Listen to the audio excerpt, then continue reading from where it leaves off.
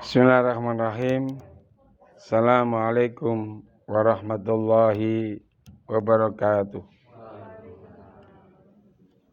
Innal hamdalillah nahmaduhu wa nasta'inu wa nastaghfiruh wa na'udzu billahi min shururi anfusina wa min sayyiati a'malina may yahdihillahu fala mudhillalah wa may yudlil fala hadiyalah. Asyhadu an la ilaha illallah wahdahu la syarikalah wa asyhadu anna Muhammadan abduhu wa rasuluhu la nabiyya ba'dah. Allahumma salli wa sallim wa barik ala sayyidina wa maulana Muhammad wa ala alihi wa ashabihil mujahidin tahirin la haula wa la quwata illa billahil aliyyil azim. Faqala ta'ala fil Qur'anil Karim, a'udzu billahi minas syaitonir rajim. Bismillahirrahmanirrahim. Ya ayyuhalladzina amanu taqullaha wa qulu qawlan sadida. Yuslih lakum a'malakum wa yaghfir lakum dunubakum wa may yuti'illaha wa rasulahu faqad faza fawzan adzima. Faqala Rasulullah sallallahu alaihi wasallam, ittaqillaha haitsu ma kunta wa adbi sayyi'atal hasanata tamhuha wa khuluqin nasi bi khuluqin hasanin. Shadaqallahul adzim. Puji syukur hanya milik Allah. Salawat salam mudah-mudahan senantiasa tercurah kepada junjungan kita Nabi Allah Muhammad sallallahu alaihi wasallam. Alhamdulillah, hari ini kita masih diberi Allah umur yang panjang, masih diberi Allah kesempatan hidup lagi. Mudah-mudahan berkah hidup kita, umur kita. Satu persatu banyak orang meninggal. Hari ini barusan meninggal lagi saudara kita Ustaz Samsudin, pengajar di Gontor Banyuwangi. Ya, itulah hidup. Kalau sudah sampai datang kematiannya, la yastakhiruna sa'ata wa la yasta'dzimun. Tidak ada bisa diundur sedetik, tidak bisa juga dimajukan sedetik. Ila dunya wa ala kullaniyatan shalihah lahumul Fatihah. A'udzubillahi minasyaitonir rajim. Iyyaka na'budu wa iyyaka nasta'in ihdinas siratal mustaqim siratal ladzina an'amta 'alaihim ghairil maghdubi 'alaihim waladdallin. Raditu billahi rabba wa bil islami dina wa bi Muhammadin nabiyya wa rasulah. Raditu billahi rabba wa bil islami dina wa bi Muhammadin nabiyya wa rasulah. Mari kita sama-sama membaca Fatihah untuk saudara-saudara kita semuanya yang meninggal dunia hari ini, kemarin dan kemarin lusa. Semuanya umat-umat Rasulullah SAW, baik yang kena COVID maupun yang tidak kena COVID. Kita doakan mudah-mudahan mereka husnul khatimah, mereka diberikan tempat yang baik di sisi Allah Subhanahu wa taala. Lahumul Fatihah. Alhamdulillah. Wa iyyaka nasta'in ihdinas siratal mustaqim siratal ladzina an'amta 'alaihim ghairil maghdubi 'alaihim waladdallin. Kadang-kadang orang itu kan lupa. Jadi saya hari ini memulai pembahasan tentang hidup indah, hidup bahagia bersama Allah. Ya.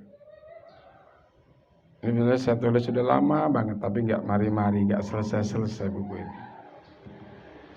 Jadi hidup bahagia itu berkali-kali saya katakan bukan karena banyaknya harta.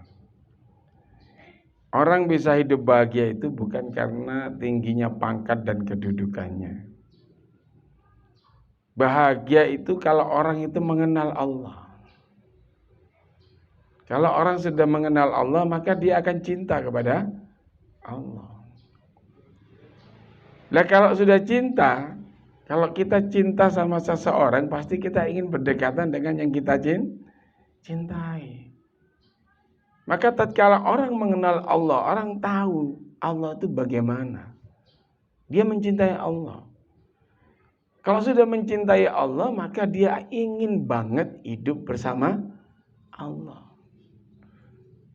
Nah kita ini nggak pernah berpikir seperti itu.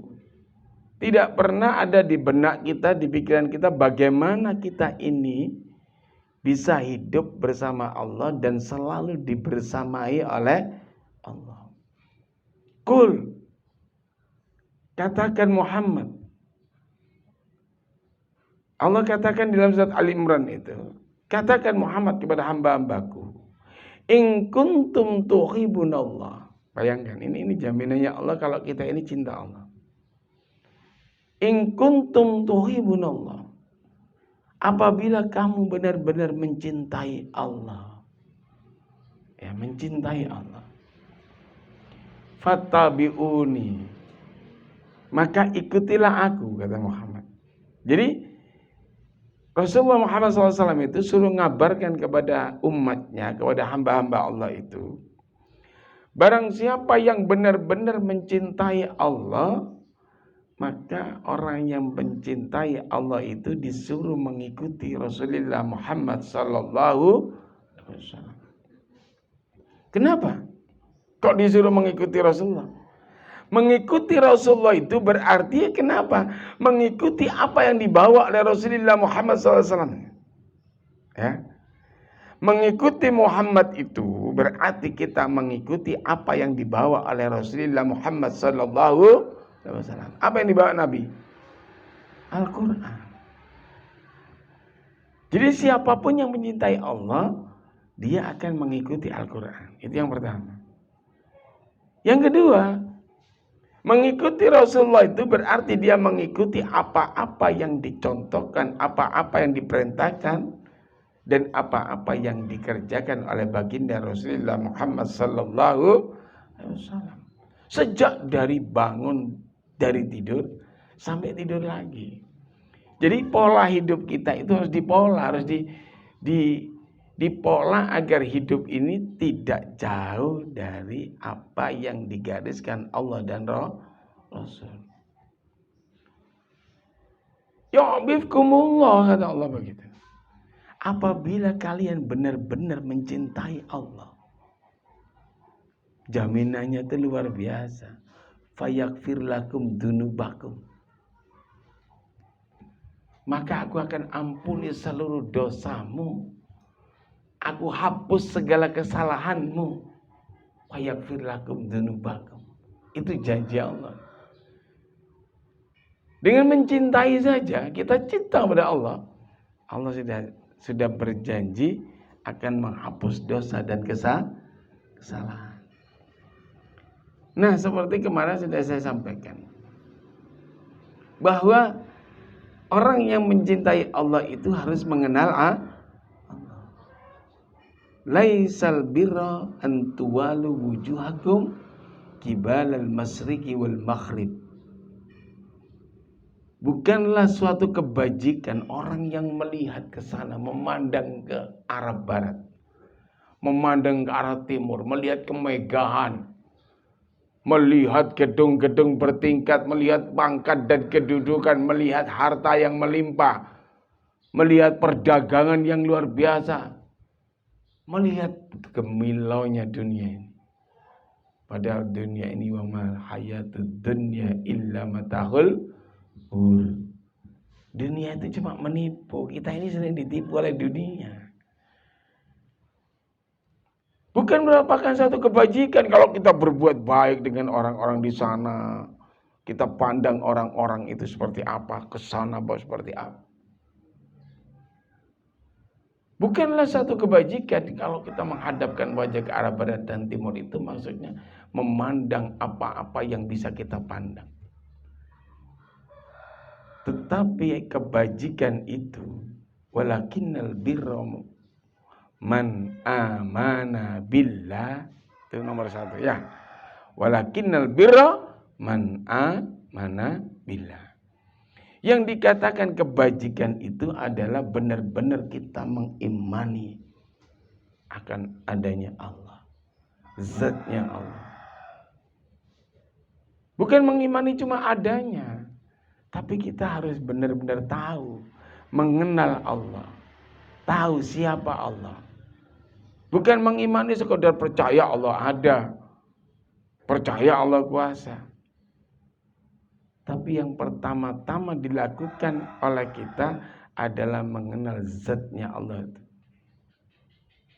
Dan yang paling pertama yang harus kita lakukan, kita harus tahu dan belajar tentang asma wa sifatnya Allah. Allah itu punya asma, punya sifat. Sama kalau kita bergaul ini, baik istri suami, dengan teman, dengan sahabat, dengan tetangga. Kalau kita tidak tahu sifat-sifat orang, tidak paham dengan karakter orang per orang, tidak bisa cocok, sulit. Karena apa? Yang ada memaksakan kehendak. Pingin nih kabeh koyo awake dhewe, kepingin nih kabeh manut nang awake dhewe, padahal tidak bisa begitu. Masing-masing kita punya karakter yang tidak sama. Masing-masing kita punya pemikiran yang tidak sama. Di situ kita diwajibkan oleh Allah untuk mengenal Allah melalui asma wa sifat. Yang pertama melalui asma'nya, mengenal nama-nama Allah dulu. Harus mutlak itu. Allah di dalam surat Al-A'raf ayat 180, wallahil asma'ul husna fada'uhu biha wa darul ladzina yulhiduna fi asma'ihi sayajzauna ma kanu ya'malun. Walillahil asma'ul husna. Dan sungguh Allah itu memiliki asma'ul husna, nama-nama yang baik. Fad'uhu biha, maka bermohonlah kalian melalui asma'ul husna itu. Jadi Nabi SAW itu barang siapa yang menghafal asma'ul husna, kemudian dia setelah menghafal itu berdoa, maka tidak akan pernah doanya ditolak oleh Allah. Ya Allah, ya Rahman, ya Rahim, ya Malik, ya Kudus, ya Salam, ya Mu'min, ya Muhaimin, ya Aziz, ya Jabbar, ya Mutakabbiru, ya Khalik, ya Bari, ya Musawwir, ya Ghafar, ya Qahar, terus sampai selesai, terus berdoa. Jadi harus hafal. Jangan kita percaya Allah, kita tidak kenal Allah itu siapa, asmaul husnanya itu di mana, maknanya apa aja. Maka kita disuruh bermohon melalui asmaul husna. Wa darul ladzina yulhiduna fi asma'ihi. Maka bermohonlah kalian dengan menyebut asmaul husna dan tinggalkanlah orang-orang yang menyalahartikan nama-nama Allah itu. Kenapa? Sayajzauna ma kanu ya'malun, kelak mereka akan mendapatkan balasan atas kengawurannya itu. Jadi memaknai nama-nama Allah yang gak karu-karuan. Nama-nama sifat Allah itu terbagi menjadi beberapa bagian. Yang pertama, nama-nama sifat Allah Subhanahu wa taala yang berkaitan dengan zat pribadinya. Jadi zat yang melekat kepada zat Allah itu sendiri, yang tidak akan bisa dikait-kaitkan dengan yang lain. Yang pertama Al-Wahid, ya, Al-Wahid Maha tunggal. Allah itu maha tunggal. Maka Allah nggak pernah menciptakan sesuatu itu tunggal seperti halnya Allah. Semua berpasang-pasangan. Semua yang diciptakan Allah itu berpasangan. Tidak ada yang tidak berpasangan. Ada Jibril, ada Mikail, ada Israel, ada Israfil. Ada Mungkar, ada Nakir. Berpasangan semua. Ada perempuan, ada laki-laki. Ada jantan, ada betina. Karena Allah tunggal. Maka Allah nggak mau disamai. Dia menciptakan sesuatu itu selalu tidak tunggal. Qul huwallahu ahad.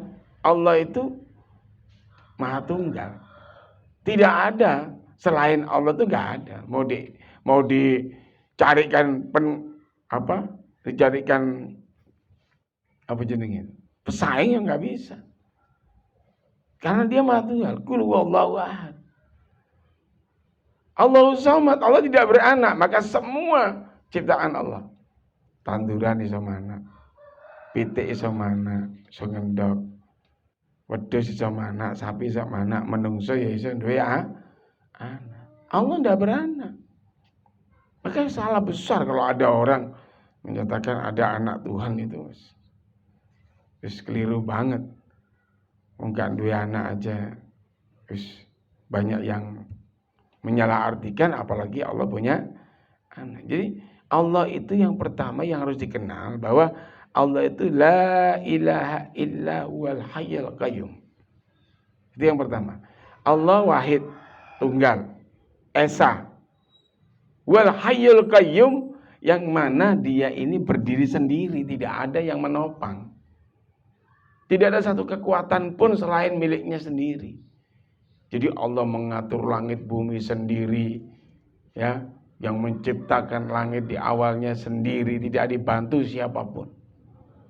Jadi Allah ini tunggal, wahid, ya, maha tunggal.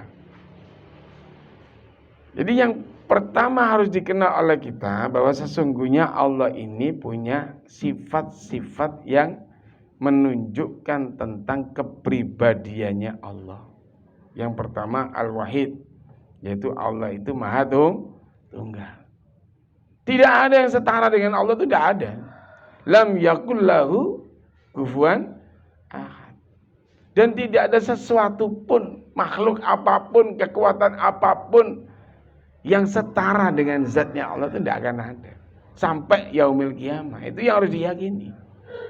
Jadi kalau kita itu ingin benar-benar mengenal Allah, kita benar-benar ingin bisa mencintai Allah, maka kita harus benar-benar mengenal Allah secara benar tentang asmanya Allah. Yang pertama, kita mengenal bahwa sesungguhnya Allah itu al-wahid.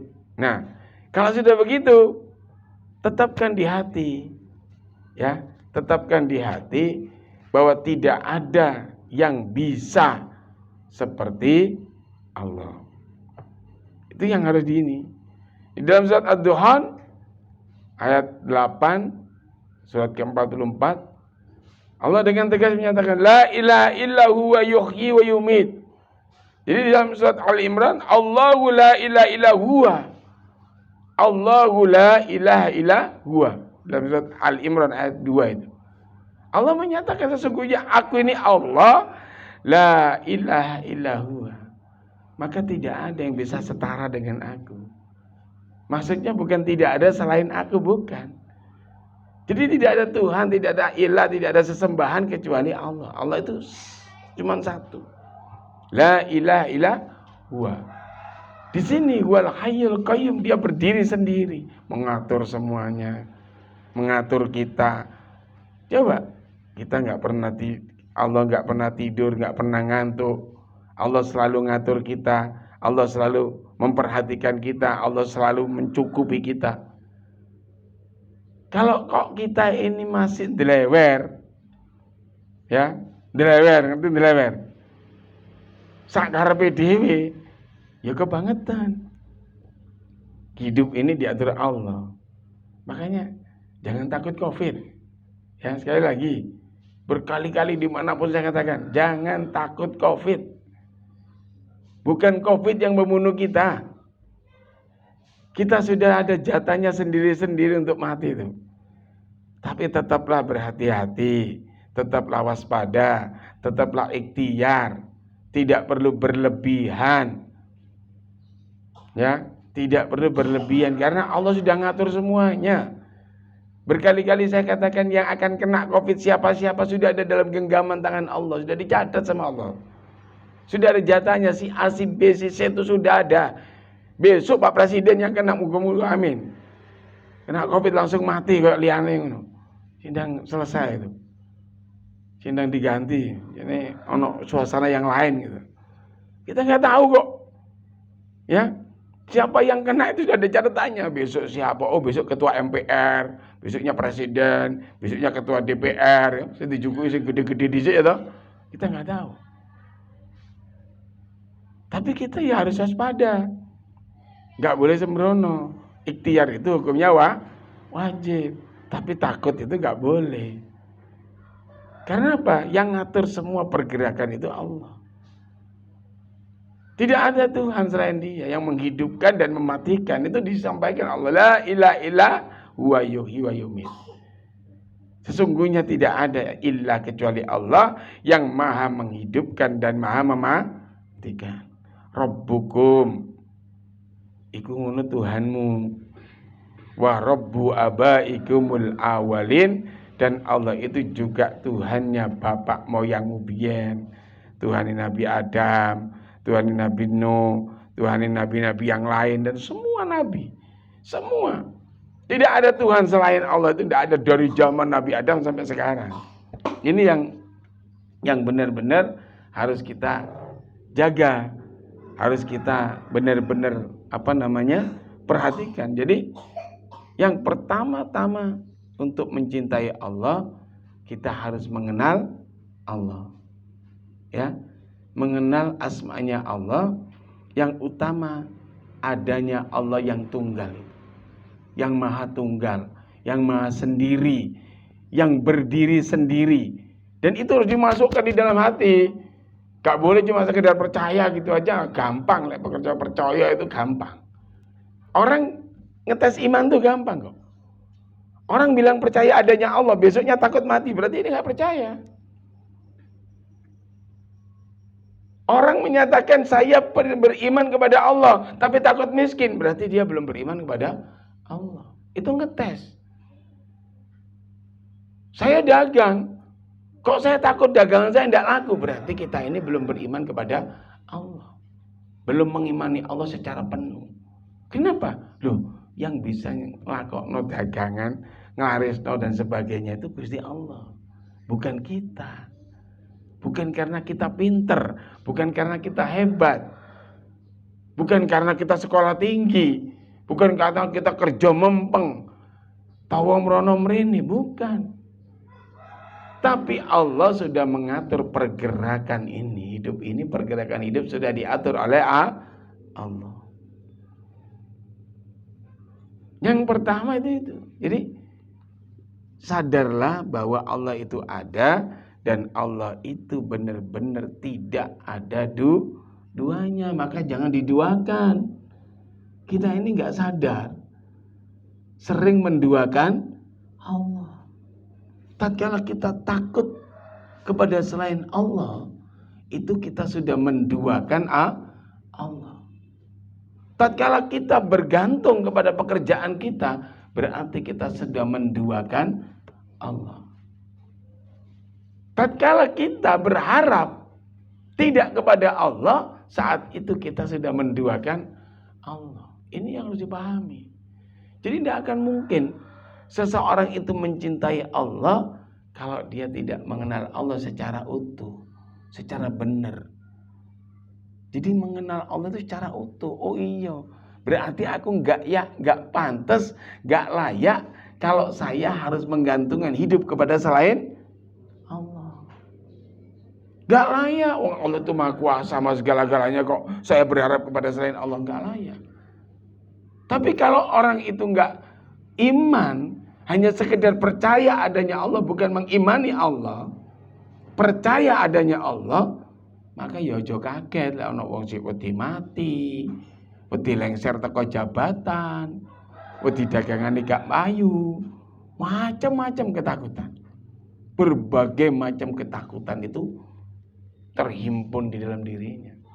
Tapi kalau orang sudah benar-benar mengimani Allah, ketakutan itu lenyap. Tidak akan pernah ada ketakutan. Berkali-kali saya katakan. Udahlah, gak perlu takut. Kita ini sudah dijamin oleh Allah. Hidup kita dijamin, rezeki kita dijamin. Selagi nyawa ini masih melekat di badan, rezeki itu masih mengiringi. Cuma jumlahnya gak bodoh. Satu sama lain tidak sama. Rezekinya Pak Anang itu bisa jadi lebih besar daripada rezeki saya. Secara takaran, secara takdir, secara ketetapannya itu lebih gede. Tapi bonusnya banyak saya. Orang tidak pernah berpikir itu. Semakin orang itu mencintai Allah, semakin dia dekat Allah, semakin dia selalu berharap kepada Allah, menyandarkan hidupnya sepenuhnya kepada Allah, maka dia akan mendapatkan banyak bonus. Bonus-bonus rezeki, bonus kenikmatan, macam-macam bonus. Ini yang sering. Contohnya, ya nggak jauh-jauh lah yang terjadi sekarang ini. Kemarin sampai anak saya sendiri bingung itu. Banyak anaknya pejabat yang saat ini dikarantina di Wisma Atlet. Saudaranya orang-orang penting berusaha mengeluarkan dia. Tidak bisa Pak, minimal 5 hari. Ditunggu 5 hari dulu. Kalau sudah 5 hari baru boleh. Kalau sudah 5 hari hasilnya negatif, kita upayakan keluar. Tapi saya punya Allah. Demi Allah, saya tidak keluar uang sepeser pun. Saya minta tolong, bahkan harusnya minta tolong ngasih uang, saya malah dibelikan tiket pulang, disangoni macam-macam saya. Kenapa? Saya bersandar pada Allah. Saya yakin Allah pasti menolong saya. Selama saya menolong sesama hamba, Allah pasti menolong saya. Jadi yang terjadi bisa keluar itu bukan karena saya pernah punya kenalan orang-orang hebat, bukan. Tapi campur tangan Allah ini yang paling utama. Kenapa? Ada orang-orang yang juga diurus oleh orang-orang penting di Jakarta tidak bisa keluar. Jangan lupa, yang menggerakkan hati itu Allah. Yang bisa merubah keadaan semua itu Gusti Allah. Maka kita tetap ikhtiar cari orang minta tolong dengan pejabat, tapi jangan lupa tawakalnya tetap kepada Allah. Ini yang sering terjadi, kita ini melenceng. Makanya kita nggak pernah bahagia karena kita ini sering sekali meninggalkan Allah. Sering sekali menjauh dari Allah dalam segala urusan hidup ini. Coba kalau salah, orang yang dekat dengan Allah, kalau salah itu langsung istighfar. Langsung istighfar. Yang terjadi pada kita ini enggak. Kalau kita salah, diingatkan, yang ada apa? Bela diri ya. Bela diri. Gak mau langsung ngakoni salah itu, gak mau. Itu tanda hati dan jiwa kita masih jauh dari Allah. Kalau orang itu dekat dengan Allah, tatkala diingatkan salah, dia istighfar. Itu Quran yang ngomong, bukan saya. Orang-orang yang bertakwa kepada Allah itu, apabila dia diganggu oleh setan, pikirannya ini dikacaukan oleh setan, dibuat dia oleh setan supaya tidak mengakui apa yang harusnya dia lakukan itu, dia beristighfar kepada Allah. Astagfirullahaladzim, aku mau keliru. Alhamdulillah tiling. Udah. Yang banyak di antara kita itu marah. Orang terima tiling. Gengsi. Padahal apa sih? Sudah jelas kita ini. Al-insanu mahal qata' wa nisyan. Yang namanya manusia itu tempatnya salah. Tempatnya keliru. Tempatnya dosa. Tidak mungkin manusia ini tidak berbuat dosa. Tidak mungkin. Tidak keliru. Tidak mungkin. Wong itu sudah nas kok. sudah melekat pada diri kita. Maka ngukur keimanan itu gampang. Tatkala kita berhadapan dengan sesuatu yang menyulitkan kita, kepada siapa kita bergantung, kepada siapa kita berharap, dan kepada apa kita bersandar. Itu ukuran pertama. Keimanan yang utama itu diukur pertama dari situ.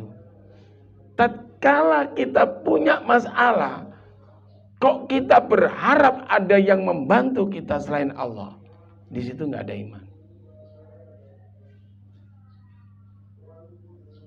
Nggak ada iman itu. Tapi tatkala kita punya masalah, kita langsung bicara, ada Allah yang maha segala-galanya. Ada Allah yang akan menolong saya. Ada Allah yang akan menyelesaikan masalah saya ini. Berdoa. Setelah itu berdoa itu bagian dari ikhtiar, itu doa. Mohon petunjuk siapa, lewat siapa ya Allah engkau akan menolong saya. Nanti Allah arahkan, oh kamu ke sana, oh kamu ke sana, oh kamu ke sana. Jadi ukuran pertama, tatkala kita punya masalah, kita menggantungkan, menyandarkan masalah itu kepada siapa. Itu yang penting. Yang kedua, tatkala kita melakukan satu pekerjaan, perdagangan, pekerjaan apapun, kepada siapa kita berharap? Apa yang kita harapkan dari dagangan ini? Orang beriman, ya Allah, saya akan mencari rezekimu sebagaimana yang diharuskan olehmu. Maka bukalah olehmu ya Allah sebanyak-banyaknya pintu-pintu rezekimu buatku. Kita ini gak pernah tahu rezeki terbaik kita, rezeki terbanyak kita dari jalan mana, kita gak pernah tahu. Maka tatkala kita usaha ini kurang sukses, cari usaha yang lain. Jangan pernah putus asa dari rahmat Allah. Terus carilah jalan sampai ketemu. Disitulah yang dikatakan bahwa itu orang itu dekat dengan Allah. Ya, jadi tatkala kita sudah bekerja, kemudian kita menyandarkan urusannya kepada Allah, maka disitulah tampak bahwa orang ini benar-benar mendekatkan diri kepada Allah. Enak wes, payu yo seneng, gak payu sabar. Mergo wes dipasrahkan Gusti Allah. Yang penting itu ibadahi. Itu utama. Nilai utama dekat dengan Allah itu dimulai dari ibadah-ibadah yang mahdhah. Salat 5 waktu, terutama subuh ya. Subuh itu aja sampai kawanan. Ojo dicocok pitik subuhnya. Ya. Tanda orang munafik itu 2. Bermalas-malasan menghadiri sholat subuh dan sholat isya berjamaah. Jadi kalau orang itu sudah sadar diri punya kewajiban pada Allah, mbok turu jam piro ya tangi. Karena dia meremehkan Allah, gampang wes, engko lak wis iso. Itu tanda dia jauh dari Allah. Cobaan, kita ini subuh jam 3:30 bangun, kalau bisa mandi-mandi, siapkan diri yang baik, pergi ke masjid jamaah, kemudian sampai Isra berzikir, pulang baca Quran, kenikmatannya lebih nikmat dibanding diberi uang 1 miliar. Benar itu. Kenapa? Ada kenikmatan-kenikmatan yang tidak pernah dirasakan saat kita punya uang banyak. Orang yang jarang sholat subuh itu hatinya galau kok. Di mana-mana itu. Yang subuh ini kawanan, jalan galau, terus bingung terus. Kalau orang jarang sholat isya, biasanya pikirannya ngambang. Sama kita ini. Uang lek jarang sholat isya berjamaah, ya. Ya walaupun malam tidur, tapi tetap jamaah. Kalau sholat isya-nya nggak berjamaah, pasti pikirannya ngambang. Belayang ning tindi. Maca Quran, malas. Zikir, malas. Main game, getol. Asik, khusyuk banget ya main game, khusyuk banget wis.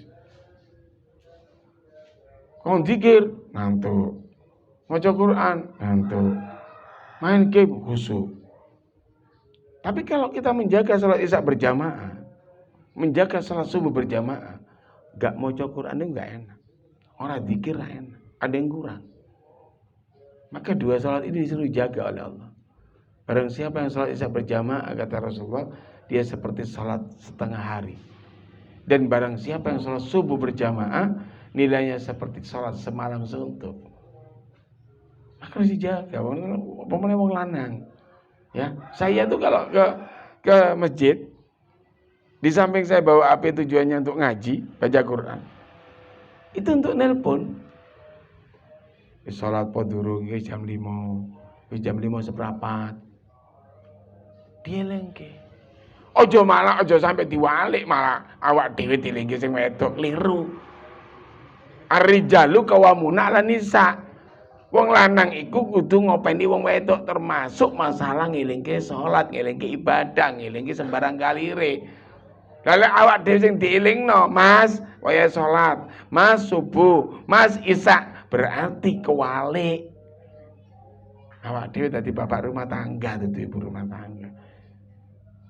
Kudune sing meteng sing lanang oleh itu sing wedok. Iku, aja diwala-walik. Kita ini pemimpin.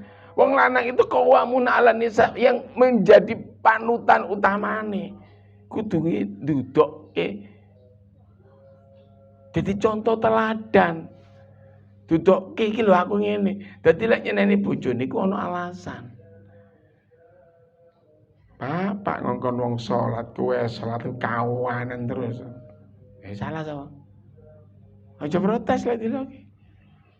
Tapi kalau kita tunjukkan bahwa kita tepat waktu, kita baik, insya Allah anak istri kita juga menjadi baik.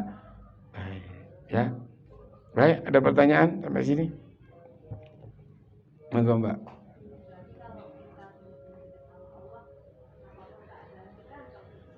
Kenapa?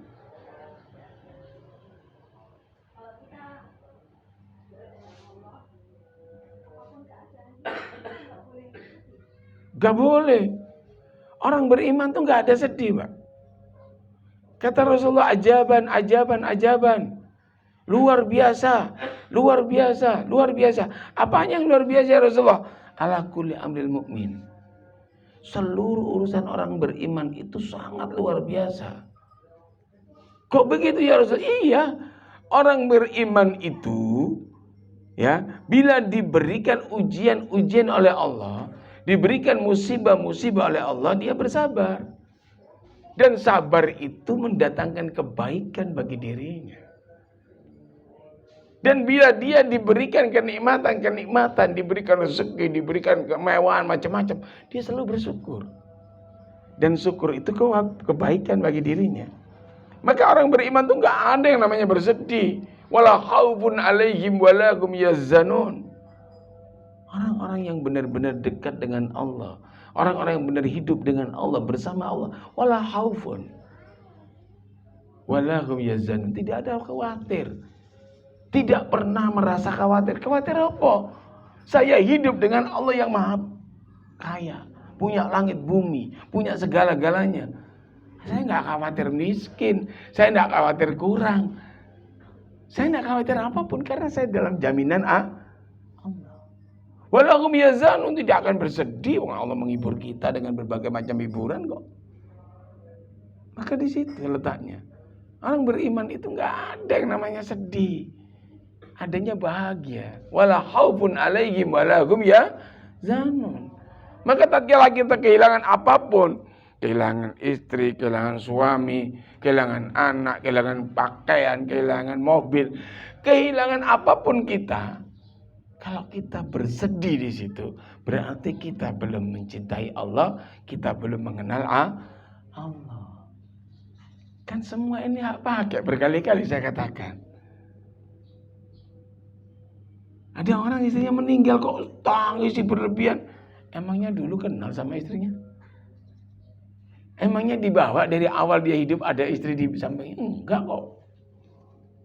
Suaminya meninggal nangis terus. Emangnya sejak kecil bersama suaminya? Enggak. Yang datangkan itu Allah. Makanya kenapa berkali-kali saya katakan, orang memutus silaturahim tanpa alasan yang hak, itu tidak dijamin masuk surga. Dilarang masuk surga oleh Allah. Karena yang mempertemukan itu Allah. Maka tatkala Allah memisahkannya sudah, ikhlaskan. Itu ada maksud Allah yang kita nggak tahu. Kadang kita kan ego kita yang muncul. Saya belum lama, saya baru menikmati bahagia dengan dia. Kenapa dia mati? Lah, kok begitu? Allah memutuskan itu pasti ada maksud yang lebih baik daripada yang kita pikirkan. Cuma kita aja yang cengeng.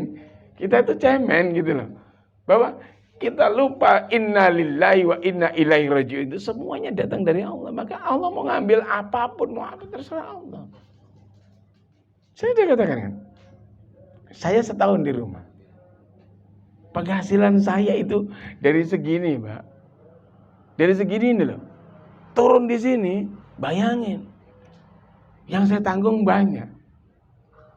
Saya kalau dulu masih kerja, awal bulan ke ATM, jus bagi ser. Cik turake. Pada saat saya memutuskan berhenti di sini, saya harus mencari. Sampai saya tulis amplop-amplop itu. Uang belanja ibu. Uang jajanan Irfan, uang jajanan Ifat. Saya tulisin. Jadi dapat uang saya masukin di situ 50, 100 gantian. Kadang sudah kurang 3-4 hari mau akhir bulan, belum penuh ini uang-uang ini. Tapi saya nggak pernah takut. Tiba-tiba ada jadi injury time itu, Allah menolong saya. Tahu-tahu ada apa, tahu-tahu ada yang ngasih kerjaan, tahu-tahu ada yang ngasih pesanan barang banyak, bisa nutupin semuanya. Karena saya yakin saya punya Allah yang maha segala-galanya kok. Jadi nggak ada ketakutan sedikit pun. Tidur juga nyenyak. Awal-awal memang saya dikerjain orang, saya nggak bisa tidur ya. Jadi kalau sandaran utama kita Allah, tidak ada sedih. Kembalinya kepada Allah. Semua ini milik Allah. Mau Allah ambil, mau Allah apa, itu urusannya Gusti. Coba, sampean berpikir. Ada orang nggak punya anak. Tapi ada orang punya anak 3, nakal semua. Yang nggak punya anak, ya Allah, enak yang punya anak. Yang punya anak 3, nakal kabeh, diatur angel. Ya Allah, mending orang itu nggak punya anak. Ya, daripada saya dikasih anak 3, nggak ada yang bisa diatur. Ada yang begitu. Makanya kan melihat itu jangan ke atas, melihat ke bawah. Tatkala kita mampu melihat ke bawah, kita akan tenang. Kita pakai mobil bagus, ada yang naik motor hujanan, ada yang naik sepeda, ada yang ini. Masya Allah, enak aku. Terus, coba, suaminya meninggal, masih jadi pegawai negeri, masih punya rumah, masih punya ini. Ada orang punya suami, tinggalnya di rumah kontrak yang jelek, suaminya kurang ajar, malas, sakar PDW, ada nggak? Ada nggak? Enak nih dua bojo pegang dua bojo. Orang yang punya suami itu kan ngomong, mending wong iku gak dua bojo wis karuan. Timbangannya aku dua bojo tambah gak karuan ini. Ada. Maka tatkala kita melihatnya ke sana, yang ada syukur. Makanya kan kata Rasulullah, orang beriman itu bila diberi nikmat dia bersyukur dan itu kebaikan. Bila diberi ujian, musibah dan sebagainya, dia bersabar. Bersabarnya bukan bersabar dalam artian menerima begitu saja. Bersabar dengan melihat keadaan orang-orang yang lebih parah dari dirinya. Maka di situ jadi nilai kebaikan. Oh iya ya, cik mending aku timbangane wong iku. Cik mending aku timbangane wong kono. Saya ngomong sama istri saya. Sekalipun yang orang rosok itu duitnya miliaran katanya orang sugih. Saya lebih bahagia jadi saya daripada saya dari dia. Coba bayangin. Saya nggak punya duit yang katanya miliaran. Tapi saya bisa tidur nyenyak, bisa makan santai, tempatnya bersih, pakaian saya bersih terus, daripada kayak begitu. Coba, sholat gak pernah, kenal Tuhan gak pernah, ke masjid gak pernah, makan saja kumpul bareng Rasulullah. Nah, kalau saya bersyukur, Mbak. Bersyukur saya. Saya gak marah, ben dia gelondangan sampai bengi. Sampai jam 12 malam, gua kelodak ben wae. Cek enak aku turu jam 12, aku wis turu nganggo AC. Sing guru cek gelondangan, enak ndi aku bedai. Ayo. Coba. Jadi kalau kita marah, salah. Gak usah marah. Kita lebih enak daripada orang itu, gitu loh. Memang kita sudah diistirahatkan oleh Allah. Jam 8 malam kita sudah bisa makan bareng-bareng dengan sahabat-sahabat ini. Makan mie rebus, makan rica-rica. Habis gitu selesai pulang, gosok gigi, bersihin badan, tidur nyenyak. Situ aja gelondangan, gak karu-karuan. Tikus ana istirahatnya. Ya, kucingnya jam 9, jam 10 turu. Kono menungso sampai jam 1 gelondangan. Nah, ini kalau saya gitu aja, berarti dia lebih jelek daripada yang jelek. Caranya melihat begitu. Syukuri apa adanya gitu. Yang ada yang dinikmati, disyukuri. Insya Allah kita bahagia. Ya, terima aja. Kita nggak bisa kok merencanakan apa yang kita bisanya tuh cuma kepingin. Nggak bisa merencanakan. Yang punya rencana dan pemutus apapun yang ada pada diri manusia itu Gusti Allah. Ya, baik. Berapa? Lu boleh. Berkeluh kesah itu boleh. Berkeluh kesah kepada Allah itu sangat benar. Jangan berkeluh kesah kepada manusia, keliru. Jadi yang benar itu berkeluh kesah